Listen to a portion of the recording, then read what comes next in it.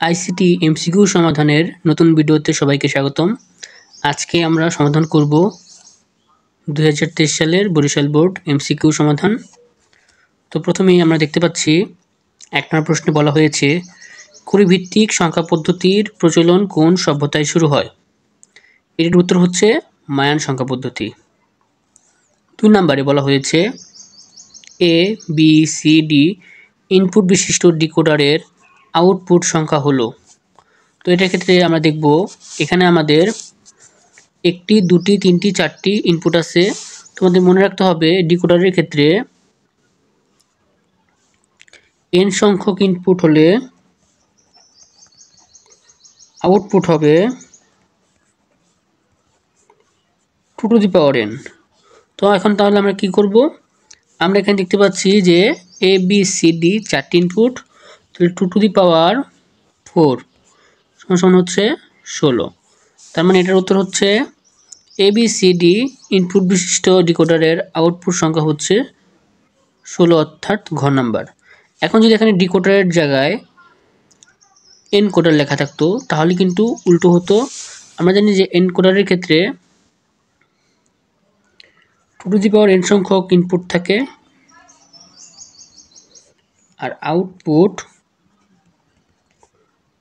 n হয়। তার মানে এখানে যদি 4টি ইনপুট হতো আউটপুট হতো 2টি। 3 নাম্বারটি যাচ্ছি। এখানে একটি উদ্দীপক দেওয়া আছে, উদ্দীপকে এ বি ইনপুট দেওয়া আছে এবং এখানে আউটপুট দেওয়া আছে 1 1 1 0। তো আমাকে বলেছে উদ্দীপকের সত্যক সারণী যে গেট নির্দেশ করে তা হলো। তো আমরা প্রথমে দেখব এখানে কি দেওয়া আছে। এখন মনে রাখতে হবে যদি প্রথমটি 1 থাকে তাহলে এটি অবশ্যই আমাদের NAND অথবা NOR গেট। এবং আরেকটি বিষয় মনে রাখতে হবে এটার প্যাটার্ন এরকম হবে, হয় 3টি 0 1টি 1 বা 3টি 1 1টি 0। তো এই ক্ষেত্রে দেখা যাচ্ছে যদি আমরা আগে যোগের ক্ষেত্রে করি 0 0 যোগ করলে 0, পূরক করলে 1, প্রথমটা মিলেছে। 0 1 যোগ করলে 1, পূরক করলে 0, যেটা মিলে নাই, তাহলে এটা আমার NOR গেট নয়। এখন আমি যদি NAND গেট চিন্তা করি, দেখুন 0 0 গুণ করলে 0, পূরক করলে 1, মিলেছে।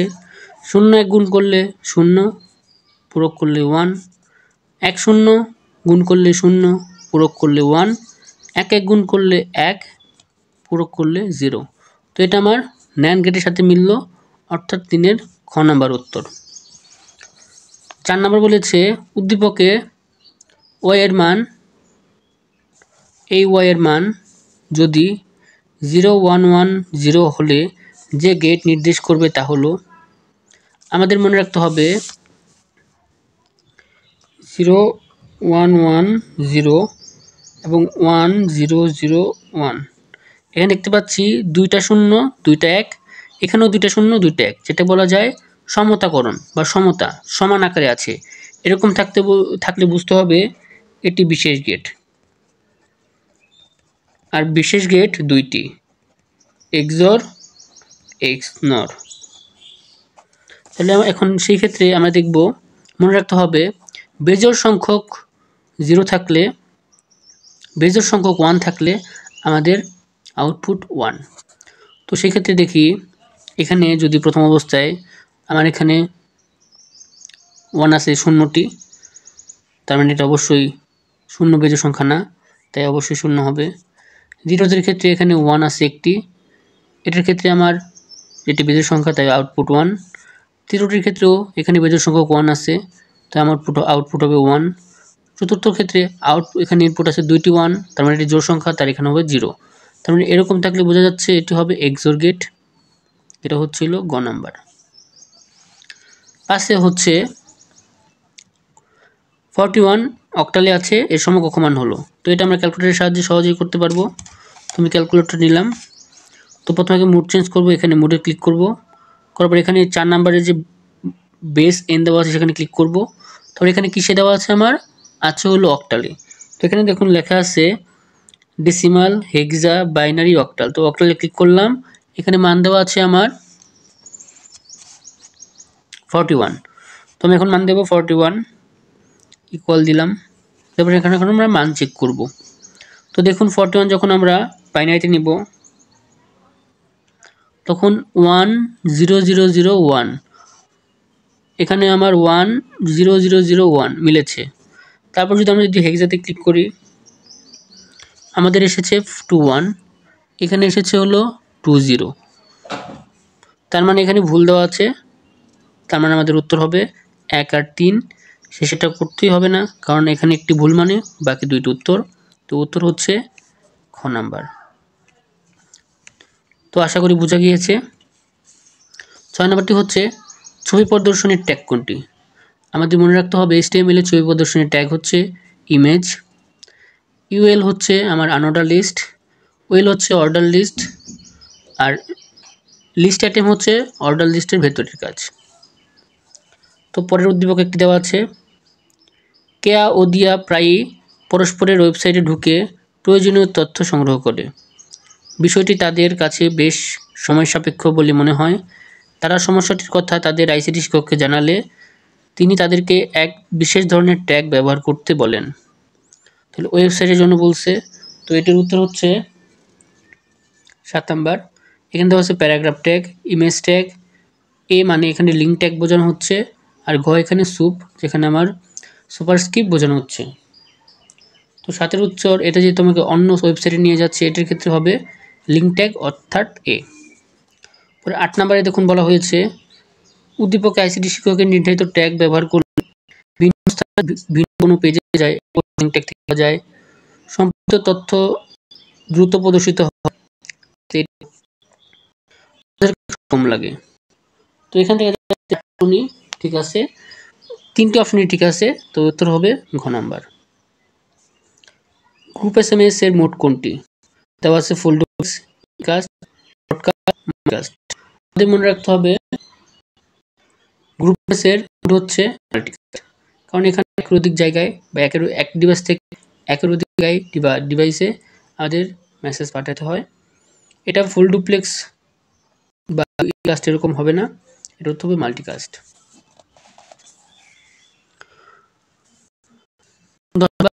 অপটিক্যাল কেবল কোন তরঙ্গ দৈর্ঘ্য ব্যবহার হয়?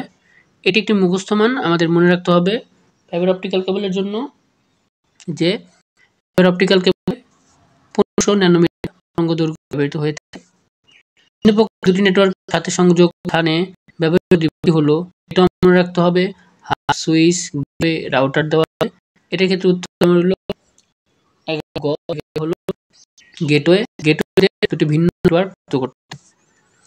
তো বানানোর জন্য একটি উদ্দীপক দেওয়া আছে, মিস্টার আরিফ তারা অফিসের কম্পিউটার ও অন্যান্য ইলেকট্রনিক ডিভাইসগুলোর একটি নেটওয়ার্কের সাহায্যে সংযুক্ত করার পরিকল্পনা করলেন। এটি নেটওয়ার্ক ব্যাকবোন হিসেবে তিনি এক ধরনের কেবল ব্যবহার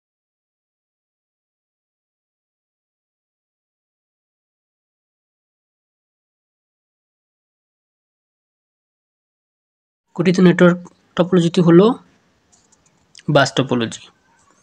মিস্টার আরিফের তৈরি টপোলজির বৈশিষ্ট্য হলো এটি দ্বিমুখী ডেটা ব্যবস্থা করে, অবশ্যই ডেটা ট্রান্সমিশন অপেক্ষাকৃত ধীরগতি সম্পন্ন, এটাও ঠিক আছে। শুধু প্রাপক কম্পিউটার ডেটা গ্রহণ করে, উত্তর হচ্ছে এর সবগুলোই। পিকোনেট কোনটি সংশ্লিষ্ট? এটার উত্তর মুখস্থ হচ্ছে খ নাম্বার ব্লুটুথ। সি ভাষার উদ্ভাবক কে? এটার উত্তর হচ্ছে ড্যানিস রিচি।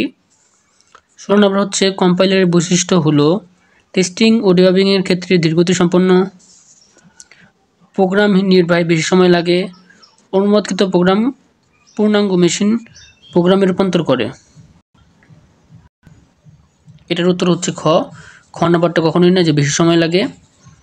17 নম্বর হচ্ছে ডাবল ডেটা টাইপের নির্ধারণে মেমোরিতে কত বাইট জায়গা দখল হয়? মনে রাখতে হবে ফ্লোটের ক্ষেত্রে 4, ডাবলের ক্ষেত্রে 8, ইন্টিজারের ক্ষেত্রে 2।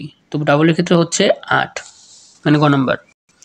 এরপর অঙ্কটি হচ্ছে প্রোগ্রামে একটা অঙ্ক দিয়েছে যেখানে ফর লুপের মধ্যে দেখা যাচ্ছে ইনিশিয়ালাইজেশন p0 থেকে শুরু হয়েছে, আর এটি 10 পর্যন্ত হয়েছে বা 10-এর কম পর্যন্ত, আর এটা 1 করে বৃদ্ধি পেয়েছে। তোমরা 0 থেকে 10 পর্যন্ত ধরলে এই প্রিন্টএফটি 11 বার প্রিন্ট হয়েছে। তো প্রোগ্রামটি রান করলে ঢাকা শব্দটি কতবার দেখাবে? উত্তর হচ্ছে গ নাম্বার 11 বার। প্রোগ্রামটিতে কী ধরনের পরিবর্তন আনলে ঢাকার শব্দটি 5 বার প্রিন্ট হবে? তো এটার ক্ষেত্রে আমি একটু শর্টকাট দেখিয়ে দিচ্ছি। দেখুন যদি ক নাম্বারটি হয় 1 থেকে শুরু করলে যদি করে বাড়াই 1 3 5 7 9, এখানে কিন্তু 5 বার হয়ে যাচ্ছে। আমি যদি 0 থেকে শুরু করি 0 2 4 6 8 10, এখানে কিন্তু 6 বার হয়ে যাচ্ছে। 2 থেকে যদি করে বাড়াই 2 5 8, 3 বার হচ্ছে। 8 থেকে যদি 3 করে বাড়াই 3 6 9, তাহলে 5 বার শুধু এটাই, তার মানে হচ্ছে ক। ভার্চুয়াল রিয়েলিটিতে ব্যবহৃত এসএমডি কোনটি নির্দেশ করে? রিয়েলিটি ইঞ্জিন নির্দেশ করে। সানস্ক্রিন ও ময়েশ্চার তৈরিতে ব্যবহৃত প্রযুক্তি কোনটি? উত্তরটি হচ্ছে ন্যানো টেকনোলজি। 22 নম্বর আছে মিস্টার এক্স তুলার উন্নত জাত উদ্ভাবন, তিনি খরা উষ্ণ অধিক ফলনশীল ও আগাম জাতের তুলা উদ্ভাবনে সাফল্য লাভ করে। মিস্টার এক্স গবেষণার কোন প্রযুক্তি ব্যবহার করেন? উত্তর হচ্ছে জেনেটিক ইঞ্জিনিয়ারিং। 23 নাম্বার হচ্ছে মিস্টার এক্স ব্যবহৃত প্রযুক্তির প্রভাবে রোগ প্রতিরোধ ক্ষমতা হ্রাস পাবে, জীববৈচিত্র্য পরিবর্তন হবে, প্রভূত সাধন হবে, ধ্বংসকারী ভাইরাসের উদ্ভব হতে পারে। 23-এর উত্তর হচ্ছে গ নাম্বার, যেটা কখনোই আমার ক হবে না, যে রোগ প্রতিরোধ ক্ষমতা হ্রাস পাবে, নতুন জাত তৈরি করছে আর ভালো হওয়ার কথা। তো হচ্ছে 2। 24 নম্বর হচ্ছে কৃষক বুদ্ধিমত্তা প্রয়োগের ক্ষেত্রে হলো কৃষি, ই কমার্স আর যুদ্ধের ক্ষেত্রেও কৃত্রিম বুদ্ধিমত্তা সব ক্ষেত্রে ব্যবহার হতে পারে। তো উত্তর হচ্ছে 4 নাম্বারটা। আর প্রোটিনের সিকোয়েন্স তৈরির প্রযুক্তি হচ্ছে বায়োইনফরমেটিক্স, এটি বায়োইনফরমেটিক্সের মধ্যে রয়েছে। তো আজকের ভিডিওটি এই পর্যন্তই, ধন্যবাদ। সামনে আরও অন্য বোর্ডের সমাধান নিয়ে চলে আসব। ভিডিওটি ভালো লাগলে শেয়ার অ্যান্ড সাবস্ক্রাইব করুন।